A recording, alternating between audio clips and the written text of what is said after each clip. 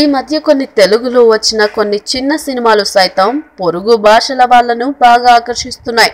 మంచి కంటెంట్ ఉన్న ఆ చిత్రాన్ని తమ ప్రేక్షకులకు పరిచయం చేయడానికి ఆసక్తి చూపిస్తున్నారు. రీమేక్ రైట్స్ తీసుకుని తమ భాషలో పునర్నిర్మిస్తున్నారు. గత ఏడాది క్షణం, పెళ్లి చూపులు, ఎక్కడికి పోతావు చిన్నవాడా లాంటి చిన్న సినిమాల రీమేక్ రైట్స్ కోసం మంచి డిమాండ్ ఏర్పడింది. ఈ కోవలో ఇప్పుడు అప్పట్లో ఒకడు ఉండేవాడు సినిమా కూడా చేరింది. గత ఏడాది చివర్లో రిలీజ్ అయి మంచి సినిమాగా గుర్తింపు తెచ్చుకుని విమర్శకులతో పాటు ప్రేక్షకుల్ని కూడా మెప్పించిన ఈ చిత్రం బాలీవుడ్ లో రీమేక్ కాబోతుండడం విశేషం. గ్లోబలైజేషన్, నక్సలిజం, క్రికెట్, మాఫియా ఇలా అనేక అంశాల్ని సృష్టిస్తూ 90ల నాటి పరిస్థితుల్ని కళ్లకు కడుతూ ఆసక్తికరంగా సాగుతుంది అప్పట్లో ఒకడుండేవాడు చిత్రం.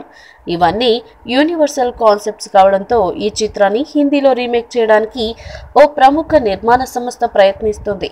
చిత్ర సమర్పకుడు నారా రోహిత్ తో పాటు మిగతా నిర్మాతలతో చర్చలు జరుపుతున్నాయట ప్రస్తుతం.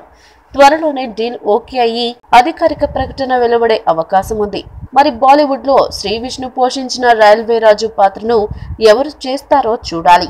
రోహిత్ పాత్ర ఎవరికి వెళుతుందన్నది ఆసక్తికరమే. అయ్యారేతో దర్శకుడిగా అరంగేట్రం చేసిన సాగర్ చంద్ర ఈ చిత్రాన్ని రూపొందించారు. ఈ వీడియో మీకు నచ్చినట్లయితే సబ్స్క్రైబ్ చేయండి. ఫిలిమి స్టార్స్ బోల్డ్ అంత న్యూస్ బోల్డ్ గా.